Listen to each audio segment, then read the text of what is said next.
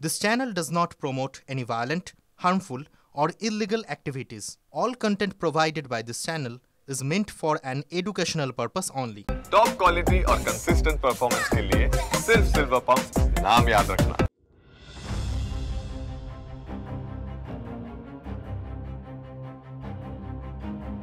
Russia Ukraine যুদ্ধের ছায়া Iran Israel যুদ্ধেও।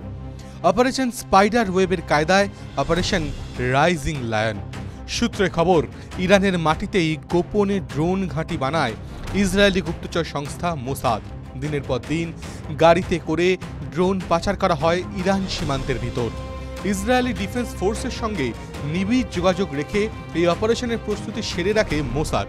সূত্র মারফত এও জানা যাচ্ছে, তেহরানের কাছে একটি জায়গায় ড্রোনগুলি লুকিয়ে রাখা হয়। অপারেশনের সময় এই ড্রোনগুলির রিমোটের মাধ্যমে অ্যাক্টিভেট করে নিখুঁত লক্ষ্যে হামলা চালানো হয়। এই অপারেশনের জন্য কয়েক বছর ধরে প্রস্তুতি নিয়েছিল ইসরায়েল, দাবি আইডিএফের।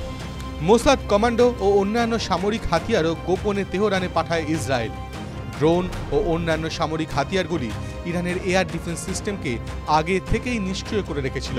তাই যখন ইসরায়েলের 200-রও বেশি যুদ্ধবিমান ইরানে হামলা চালিয়ে নিরাপদে সেনাঘাঁটিতে ফিরে এসেছে, দাবি ইসরায়েলি সেনার। ইসরায়েলের হামলায় ইরানের বহু কমান্ডার বিজ্ঞানীর মৃত্যু হয়েছে বলেও খবর পাওয়া যাচ্ছে।